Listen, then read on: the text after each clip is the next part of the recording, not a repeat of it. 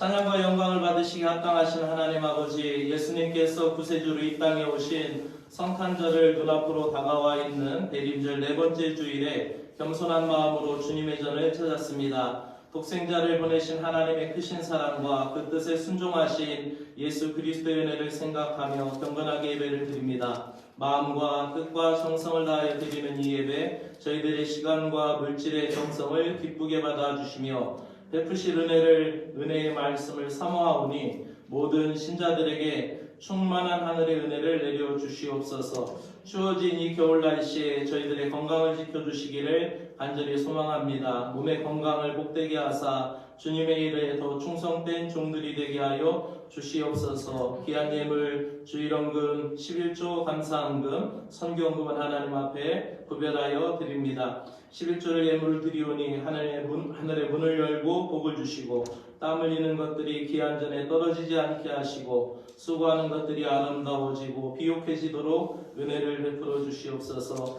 감사의 예물을 드립니다. 감사의 신앙이 우리의 언어를 바꾸게 하여 주시고 감사의 신앙이 우리의 인격을 변화시켜 주시고 감사의 신앙이 불가능을 가능하게 하는 믿음이 되게 하시고 구별한 마음마다 기억하여 주시고 채워주시기를 간절히 원하옵나이다. 하나님 아버지, 우리 서성관 집사님, 우리 예배 공동체에 오늘 함께 예배를 드리게 되었습니다. 하나님, 오늘까지 그 삶의 자리를 지켜주신 하나님, 섬기던 교회를 떠나서 이제 이곳에 안착하고 사시게 되었는데 하나님, 믿음 생활 잘 감당할 수 있도록 주님께서 늘 동행하여 주시고 노년에도 하시는 모든 일들 가운데 하나님의 돕는 손길과 은혜가 함께하여 주시기를 간절히 원하옵나이다. 아버지 하나님, 또 오늘 우리 사랑하는 신은지 성도님 함께 주님 앞에 모친과 함께 예배를 드리고 있습니다. 하나님, 그의 생각과 마음과 모든 것을 주관하여 주시고 오늘까지 저희의 삶을 복되게 지켜주셨사오니 이제 영생의 비밀 또 천국의 은혜를 더 깊이 알아갈 수 있는 축복된 생애가 되도록 은혜를 베풀어 주시옵기를 간절히 원하옵나이다. 우리가 주님 앞에 땀을 흘리고 수고하고 애쓰지만 주님께서 지켜주시고 붙들어 주심으로 더한 형통의 날을 보게 하여 주시고 또한 그의 사업장도 하늘의 복을 누릴 수 있도록 은혜를 베풀어 주시기를 간절히 원하옵나이다. 보고 가는 모든 사람들이 복되게 하시고 그 문지방을 통하여 들어오는 모든 것이 하나님께서 보내주시고 하나님이 채워주시는 귀한 은혜가 되도록 인도하여 주시고 가족들과 자녀들 하나님께서 눈동자같이 보호하여 주시고 인도하여 주실 것을 믿습니다. 오늘 하나님의 말씀도 알아들을 수 있도록 성령님께서 은혜 베풀어 주시기를 간절히 소망합니다. 오늘도 예배를 준비하며 사랑하는 성도들 한 주일 동안 믿음으로 지냈습니다. 혹시 마음이 아팠던 성도들 주님께서 위로하여 주시고 또 육신이 나약한 성도들 새 힘을 얻을 수 있도록 은혜 베풀어 주시옵소서. 드려진 모든 시간과 물질과 정성을 주께서 흠양하여 주실 걸 믿사옵고 예수 그리스도의 이름으로 축복하오며 기도드리옵나이다. 아멘. 하나님의 말씀은 이사야서 7장 10절부터 16절 그리고 시편 89편 19절에서 24절의 말씀, 또 신약성경은 로마서 1장 1절부터 7절입니다. 먼저 우리가 이사야 말씀을 읽겠는데요.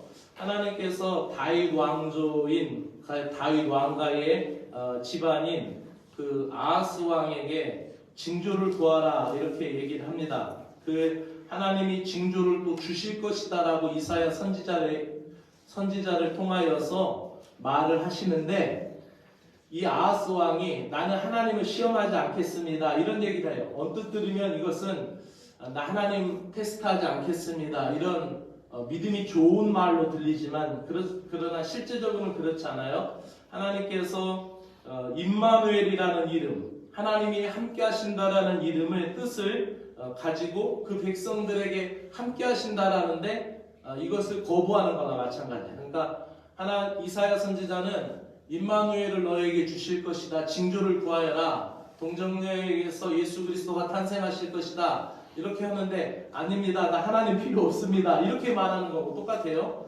그러니까 아하스 왕이 믿음의 징조를 구하지 않은 것이죠. 그러나 이사야 선지자의 예언처럼 예수 그리스도께서 이 땅에 오심으로 그 이사야 선지자의 말씀은 성취가 되었고 또 친히 그 징조로서 동정녀에게서 탄생한 것을 우리는 말씀을 통하여 받아들입니다. 우리 이사야 말씀을 함께 읽겠습니다. 여호와께서 또 아하스에게 말씀하여 이르시되 너는 내 하나님 여호와께 징조를 구하되 깊은 데서든지 높은 데에서든지 구하라 하시니 아하스가 이르되 나는 구하지 아니하겠나이다. 나는 여호와를 시험하지 아니하겠나이다 한지라. 이사야가 이르되 다윗의 집이여 원하건대 들을지어다. 너희가 사람을 괴롭히고서 그것을 작은 일로 여겨 또 나의 하나님을 괴롭히려 하느냐. 그러므로 주께서 친히 징조를 너희에게 주실 것이라. 보라, 처녀가 잉태하여 아들을 낳을 것이요 그의 이름을 임마누엘이라 하리라. 그가 악을 버리고 선을 택할 줄을 알거니와 엉킨 적과 꿀을 먹을 것이라. 그래서 이 아이가 악을 버리며 선을 택할 줄 알기 전에 내가 미워하는 그 왕의 땅이 황폐하게 되리라. 아멘. 시편의 말씀은 다윗의 시입니다. 시편은 시로 되어 있죠. 다윗의 시가 시편 89편의 시인데 오늘 시는 택함받았다라는 단어를 사용합니다. 하나님으로부터 부름받았다라는 그 뜻의 또 다른 의미는 하나님이 부름받은 것. 택함받았다의 또 다른 말은 부름받았다라는 말과 같은 거예요. 그래서 다윗은 자기가 하나님을 찬양하는데 어떤 하나님을 찬양하느냐? 하나님께 부름받았음을 택함받았다고 신앙을 고백하는 거예요. 만약에 학교에서 어린 시절에 저희 어릴 때는 담임선생님이 심부름을 시키면 야, 내가 선생님의 아주 특별한 총애를 받고 있구나라고 착각을 했어요. 그래가지고 선생님이 나를 심부름으로 한서야 하고 이렇게 부르면은 야, 내가 특별하게 택함을 받았다라고 생각을 했던 거예요. 그러니까 다윗이 오늘 이렇게 택함 받았다라는 단어로 하나님을 찬양하는 것은 하나님이 나를 불러주셨다라는 것의 또 다른 신앙 고백이에요. 자, 우리 그럼 같이 한번 읽어보겠습니다. 시작. 그때 주께서 환상 중에 주의 성도들에게 말씀하여 이르시기를 내가 능력 있는 용사들에게는 돕는 힘을 더하며 백성 중에서 택함받는 자를 높였으되 내가 내 종 다윗을 찾아내어 나의 거룩한 이름을 그에게 부었도다. 내 손이 그와 함께하여 견고하게 하고 내 팔이 그를 힘있게 하리로다. 원수가 그에게서 강탈하지 못하며 악한 자가 그를 공고하게 하리로다. 내가 그의 앞에서 그 대적들을 박멸하며 그를 미워하는 자들을 치려니와 나의 성실함과 인자함이 그와 함께하리니 내 이름으로 말미암아 그의 뿔이 높아지리로다. 아멘. 마지막으로 이제 로마서 말씀을 읽겠는데요. 예수님은 여인의 몸을 통해서 이 세상에 오셨습니다. 인간 역사, 특별히 우리가 마태복음에 보면 예수님의 족보가 나와 있죠.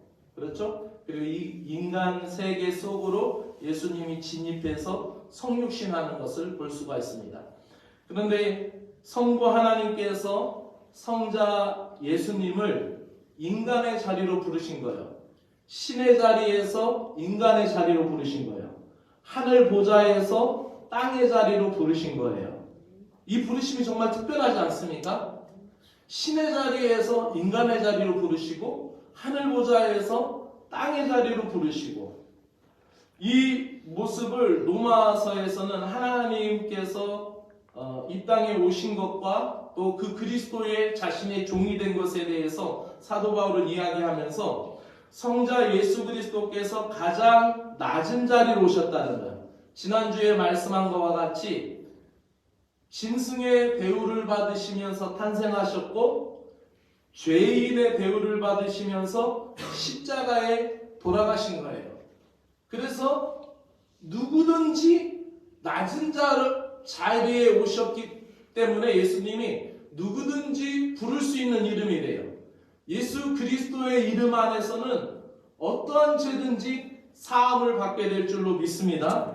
또 예수 그리스도의 이름 안에는 어떠한 것도 능히 구원받을 수 있게 된다는 것을 우리에게 보여주고 있습니다. 자, 그러면 사도 바울이 로마를 통해서 말씀하시는 말씀들 우리가 보도록 하겠습니다.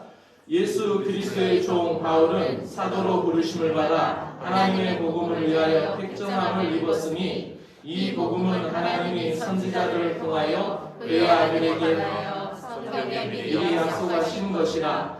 그의 아들에 관하여 말하면 육신으로는 다윗의 혈통에서 나셨고 성결의 영으로는 죽은 자들 가운데서 부활하사 능력으로 하나님의 아들로 선포되셨으니 곧 우리 주 예수 그리스도시니라. 그로 말미암아 우리가 은혜와 사도의 직분을 받아 그의 이름을 위하여 모든 이방인 중에서 믿어 순종하게 하나니 너희도 그들 중에서 예수 그리스도의 것으로 부르심을 받은 자니라.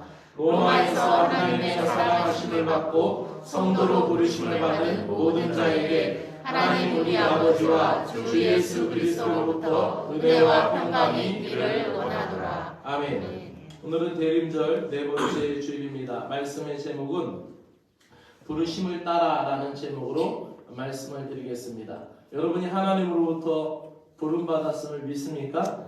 네. 저도 믿습니다. 하나님 이사야 선지자는 하나님은 믿음이 약한 자들에게 확신을 주시기를 원하셔서 징조를 보여주시기를 원하고 두려움에 휩싸인 다윗 왕가의 자손들에게 아하스 왕에게 하나님의 표시를 보여주기를 원하셨어요. 근데 아하스 왕은 하나님을 시험하지 않겠다라고 말하면서 그 부르심을 거부하는 거예요. 하나님이 아하스 왕을 부르셔서 내가 너에게 표적을 보여주겠다 했더니 나 하나님 필요 없습니다 이렇게 하는 거예요. 우리가 주님 앞에 영생의 길로 초청을 하는데도 나는 구원이 필요 없습니다 이렇게 얘기하는 것 같은 거죠. 그래서 이 임마누엘이라는 이름은 이사야 선지자의 예언 속에서 나오는 이 임마누엘이라는 이름은 하나님이 함께 하신다라는 거예요.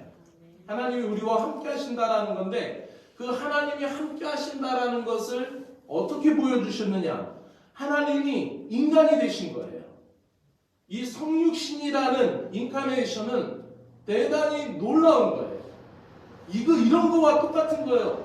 강아지하고 얘기하려고 사람이 강아지 집에 기어서 들어가서 강아지하고 얘기하는 거하고 똑같은 거예요.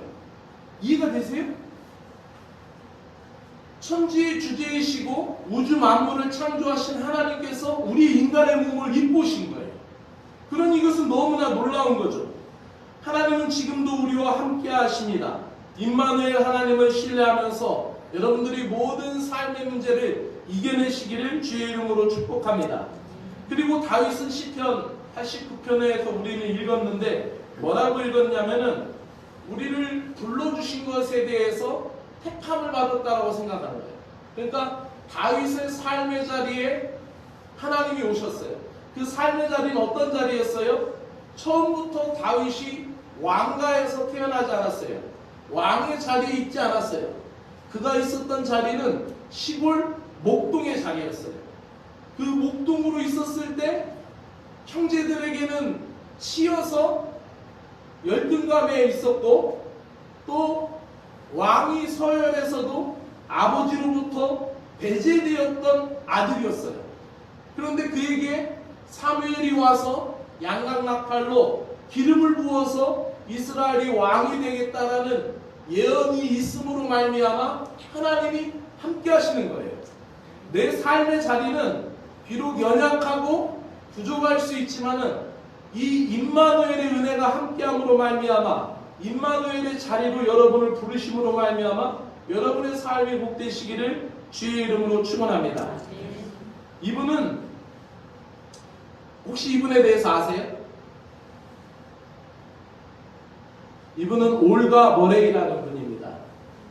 이분은 1925년에 루마니아 태생이시고 올해 97세가 되었고 은퇴한 변호사예요. 이분이 아마 제가 구글 서치하다 보니까 그 유명인들은 사망 연도가 같이 나오거든요. 근데 아마 사망 연도가 안 나왔으니까 아직도 생존해 계시는 걸로 알고 있어요. 근데 하나님이 이분을 부르셨던 자리는 정말로 특별했어요. 이분이 이제 60세가 되어서 네팔로 여행을 갔어요. 근데 네팔에 여행을 가서 산에 오르다가 이 실족을 해서 다리가 다친 거예요. 다리가 부러진 거예요. 그래서 이 다리가 부러져서 쉐르파에게 업혀서 그 네팔 그 동네로 내려왔어요. 네팔 동네로 내려왔는데 거기서 쉬면서 치료를 받고 있었어요. 그러면은 이 사람에게는 다리가 지금 부러진 것이 화예요, 복이에요? 화가 되겠죠. 그렇죠? 아, 이게 내가 은퇴하면서 여행이라도 하고 다니려고 했는데 지금 이게 다리가 부러져서 굉장히 힘들게 그런 상황이 된 거죠. 그때 여기서 치료를 받으면서 아주 특별한 장면을 보게 되는데 어떤 장면을 보냐면은 한 10대 전후가 된 이 아이들이 그 마을 잔치를 하는 가운데 버스가 들어와서 이 소녀들, 10대 소녀들이 이 카트만두에서 온 중개인에 의해서 이 10대 소녀들이 팔리고 있는 거예요. 그것도 돼지 한 마리값 약 $50. 30년 전의 이야기니까 이분에 대한 그 책이 나오긴 했는데 한글로 번역된 것은 없더라고요. 교보생명에 검색해 보니까 외국 주문으로 뜨긴 떠요. 근데 이 올가 모레이라는 분이 이 충격적인 장면을 보면서 이 딸들이 돼지 한 마리 값에 팔려간다라는 것을 보고 엄청난 충격을 받습니다. 이 10대 소녀들은 팔려가면은 이 중개인들에게서 팔려나가서 수수료를 떼고 어떤 집으로 팔려가겠죠? 그러면 그들은 그 집의 식모처럼 그리고 청소하고 허드렛 일하고 주인이 남는 밥을 먹고 학교 물론 못 가고 그리고 대문 앞에서 자야 하고 심지어는 뭐 성폭행도 당하고 이런 일들을 들은 거예요. 이 올가 머레이라는 이분이 미국으로 건너와서 자기의 전 재산을 처분합니다. 처분해서 네팔로 다시 가요. 그래서 그 팔렸던 아이들을 찾아가서 다시 사와요. 사서 아버지들에게 다시 다 넘겨줬어요. 근데 한 3달 지나니까 이 미친 아버지들이 돈을 또 파는 거예요. 그래서 안 되겠다 이렇게 생각을 하고 네팔 청소년 재단인 네팔 청소년 기회재단을 만들었어요. 그리고 나중에는 이 미국에 기반을 둔 비영리 단체인 네팔 청소년 재단에 설립해서 이제 회장으로 있는 분인데 이분이 안 되겠다라고 해서 이제 후원을 받고 해서 이 네팔 청소년 재단을 만들어서 이 팔려가는 아이들을 사기 시작합니다. 또 팔려가면 또 사고 어쨌든 사서 이제는 집으로 안 돌려보내주고 아이들하고 같이 살아요. 그리고 공부도 가르치고 그리고 그 아이들에게 먹을 것도 주고 그 아이들과 함께 살아요. 살면서 그 아이들에게 학업의 기회를 주고 그래서 이분이 약 이 재단을 설립하고 약 25년 동안 거둬들인 아이들이 12,000명. 대단하죠? 그러면서 이 아이들 중에서는 이제 학교도 가고 대학도 나오고 대학교까지 가서 정식 회사에 다니기도 하고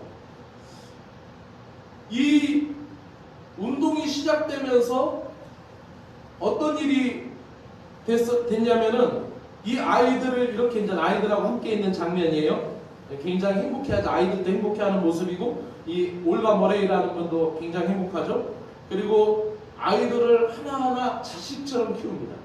자기 자식이 아닌데 그리고 이 아이들과 함께 이제 하고 또 안면에 이제 기형이 있는 이런 사람들도 다 수술도 해주고 데리고 다니고 또 이 아이들이 자라는 과정에서 기술도 가르쳐줘요.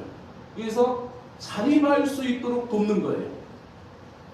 그리고 이 마을을 찾아다니면서 선도적인 역할을 합니다. 그리고 아이들 행사에 참여도 하고 또 여권 신장운동과 청소년 보호법을 위해서 운동도 합니다. 그래서 네팔에서는 지금 법이 바뀌었어요. 그래서 법이 바뀌고 이것이 이제 국회에서 통과가 돼서 법이 제정되므로 누구든지 이제 이 인신매매를 하든지 팔게 되면은 법에 엄중한 처벌을 받게 됩니다. 그래서 지금은 그것이 엄청난 죄악이다라고 인식하게 됩니다. 이 시간이 30년이라는 시간이 됐어요. 그리고 사회의 문화가 바뀌었고 법이 만들어지고 그렇다면은 이 올가 머레이가 다리가 부러진 자리로 하나님이 부르신 것은 다시 묻습니다. 화입니까 복입니까? 이것도 믿음에서 보면 복이에요. 그렇죠? 그러니까 세상 사람들이 우리를 이해를 잘 못하는 거예요. 왜요? 우린 믿음으로 해석하고 영생으로 해석하고 천국의 비밀로 해석하니까 이해를 못하는 거예요. 그런데 이분의 삶이야말로 변호사로서 살아왔던 삶보다 그 60세 이후로의 사는 이 삶이 더 복되고 축복된 삶이에요. 그러면서 네팔의 불우한 아동들을 돕고 교육, 의료, 인권, 주택을 제공하는 그런 기반의 재단을 설립해서 이 올가 머레이는 이 네팔의 사회를 변화시킨 믿음의 사람입니다. 그렇다면 하나님은 이 올가 머레이를 부르신 장소는 아주 특별했어요. 우리의 생각으로 생각할 수가 없었습니다. 그렇다면 오늘 이제 로마서의 말씀을 통해서 말씀을 정리하면서 결론을 맺으려고 합니다. 복음의 핵심은 예수 그리스도인 줄로 믿습니다. 바울은 복음을 위하여 부르심을 받고 따로 세움을 받았다라는 거예요.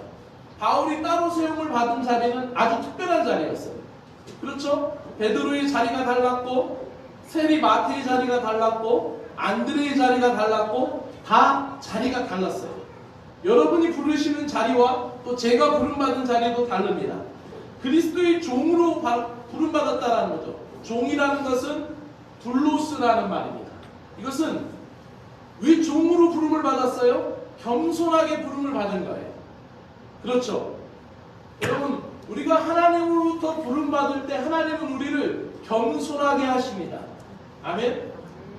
하나님께서 세상에 그런 그 특권의식, 그리고 세상에서 말하는 그 노얄 패밀리의 그 의식, 그 엘리트주의를 가지고 우리가 믿음 생활하다 보면 어떻게 해요? 너무 불편해요. 그리고 신앙이 성장하지가 않아요. 그래서 우리를 부를 때 어떻게 불러요? 그리스도의 종으로 부른 거예요. 마치 예수님께서 마구간에 십자가에 달리신 것과 같이 우리를 종의 모습으로 겸손하게 불러주셨다라는 사실인 것입니다. 예수님의 종이 되는 조건에 여러 조건이 있지만 우리를 겸손하게 부르신 거예요. 그리고 우리를 부르셨다. 이 헬라어로 클레토스라는 이 말은 자격을 다 갖추었기 때문에 부른 것이 아니에요. 이 올가 머랭이라는 사람이 청소년 재단을 다 설립하고 이게 하나님의 일을 한 것이 아니에요. 자기의 재산을 전부 다 날리고 변호사로 살았던 그 삶의 모든 것을 다 어려운 자들, 나약한 자들을 위하여 헌신하고 나서 다시 하나님에게 부름을 받은 거예요.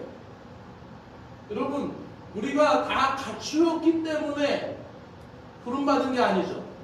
우리가 완전하기 때문에 천국에 가는 게 아니에요. 하나님이 우리를 부르셨다라는 그 부름에 믿음으로 순종하고 받아들일 때 우리는 하나님의 능력의 손 아래 있는 줄로 믿습니다. 그것이 우리의 믿음이라는 거예요. 내가 교회 다니니까 예수 믿으니까 내일부터 오늘 이 시간으로부터 전혀 죄는 안 짓고 전혀 말에 실수가 없고 그러면 얼마나 좋겠습니까? 프로그램을 입력하든지 여기 칩을 하나 이렇게 꽂아놓으면은 이 프로그래밍화돼서 너는 이제부터 그리스도인 아무리 귀찮게 해도 너는 화내면 안 돼. 그럴 수 없어요. 그러나 우리를 붙들어 주시고 우리를 다시 회복해 하시는 것은 하나님의 은혜예요. 실패해도 실수해도 다시 예수의 이름으로 일어나는 거예요. 믿습니까? 네. 그리고 우리를 부르셔서 직분을 주셨다라는 거예요. 이 너무 추웠어요. 아포스톨레라는 이 말, 직분이라는 것은 우리에게 기회를 주신 거예요. 은혜를 주신 거예요. 자격 없는 자를 부르셔서 겸손하게 부르시고 우리에게 하나님 나라의 일, 영생의 일을 감당하도록 기회를 주시고 은혜를 주시는 거예요. 믿습니까? 네. 그렇기 때문에 우리를 그리스도의 종으로 부르셨고 복음을 선포하기 위해서 부르신 거죠. 나로 인하여 복음을 선포되고 전해지는 것, 이것이 우리 인생에서 가장 큰 축복인 줄로 믿습니다. 하나님이 우리에게 많은 은혜를 베풀어 주셨습니다. 모든 일에 우리가 쓰임받기를 원합니다. 마지막으로 하나 우리 한번 고백합시다. 부활 생명을 위하여 부르셨다. 부활 생명을 위하여 부르셨다. 근데 우리를 부활 생명으로 부르셨는데 어떤 삶이냐? 영원한 부활의 소망을 주시기 위해서 우리를 불러주신 것입니다. 사랑하는 여러분, 예수 그리스도는 하나님의 약속이자 복음의 핵심이고 우리 삶의 주인입니다. 인류 역사의 소망이십니다. 그리고 예수 그리스도는 왕으로서 어둠의 세력을, 죄의 세력을 깨뜨리시고 자기 백성을 구하시고 죽은 자들을 살리셔서 부활하셔서 하나님의 아들 되게 하셔서 영원한 천국에서 우리와 함께 하시기를 원하신다라는 사실인 것입니다. 그러므로 이 부활 신앙을 위하여 우리를 부르셨다라는 것을 잊지 마시기를 바랍니다. 이렇게 부르심을 따라 사는 신앙은 그리스도의 종으로 부르셨다라는 인식을 갖고 있기 때문에 비교의식이나 열등감이나 그런 세상의 경쟁 논리에 빠지지 않습니다. 그리고 우리의 삶이 때를 얻든지 못 얻든지 복음 전하기 위하여 언제나 자리를 잡는 거예요. 그리고 우리에게 영생의 소망이 있기 때문에 우리가 사망으로 우겨쌈을 당하여도 낙심하지 아니하며 세상에서 버림받아도 우리가 육신은 후퇴하더라도 우리의 속사람은 날로 새로워짐을 믿기 때문에 우리가 좌절하지 않는 거예요. 사랑하는 여러분, 우리는 대림절 네 번째 주일을 보내면서 그리스도의 부르심에 대하여 생각하고 있습니다. 여러분의 가정으로, 여러분의 직장으로, 또 여러분의 성품과 또는 여러분이 갖고 있는 기질과 그 모든 취미까지도 하나님은 부르실 수 있습니다. 그 부르심에 순종하며 주와 함께 승리해 나가는 저와 여러분 되기를 주의 이름으로 축복합니다. 우리 함께 기도합시다. 오늘도 말씀을 붙들고 함께 기도하기 원합니다. 같이 한 주 동안의 삶을 놓고 기도하시고 오늘도 여러분을 부르셔서 주님의 종이 되게 하고 또 복음을 위하여 살게 하며 부활의 영생을 위하여 살게 하는 그 은총을 받아들이시기를 바랍니다. 함께 기도합시다. 하나님이 시작하시고 예수님이 주인공이 되시며 성령님이 일깨워 주신 복음의 놀라운 비밀을 찬양합니다. 죄인으로 부르셔서 의롭게 하시고 연약한 자를 부르셔서 강하게 하시고 부족한 자를 부르셔서 충만하게 넘치도록 채우시는 은혜를 찬양합니다. 우리를 그리스도의 종으로 사용하여 주심을 감사합니다. 그리스도의 종으로 겸손하게 섬기게 하여 주시고 교만을 물리쳐 주시고 겸손함으로 그리스도의 사랑의 법을 성취해 나가게 하여 주시옵소서. 우리 모두를 주님의 성도로 부르셔서 하나님의 사랑받는 자녀가 되게 하여 주셨으니 감사합니다. 하나님, 내가 부름받은 자리가 다윗과 같이 시골 목동의 자리일 수가 있고 또 하나님이 우리를 부르신 자리가 올과 모래이처럼 또 아픔이 있는 자리로 나를 부르실 수도 있습니다. 세상적으로 말할 때는, 육체적으로 말할 때는 내가 모든 걸 다 갖추었고 물질도 가졌고 부유하게 살고 있고 좋은 집도 있고 좋은 차도 있고 가족들도 있지만은 우리의 내면, 우리의 영혼에는 잃어버린 것이 없는지 생각해 볼 때 하나님이 오늘 나의 슬픔의 자리로 또 나의 쓸쓸함과 고독의 자리로 나를 부르고 계심을 내가 깨닫게 하여 주시고 주님 안에는 얼마든지 회복이 되며 주님의 이름 안에는 무엇이든지 치유의 이름이 되는 것을 믿습니다. 이 한 주간도 성탄절을 앞두며 이제 한 주간 살 터인데 하나님 우리에게 지혜를 주시고 믿음을 주셔서 세상에서 주님의 빛을 나타낼 수 있는 빛의 자녀가 되게 하시고 그리스도인들이 살아가는 곳에 어두운 생각이 떠나가게 하시고 하나님 또 어두움의 단어들이 사라지도록 은혜를 내려주시옵소서. 우리의 마음과 생각을 지켜주시는 주의 은혜를 갈망하며 예수 그리스도의 이름으로 기도드리옵나이다. 아멘. 우리 마지막 찬양은 구세군 찬양인데 825장 누가 주를 따라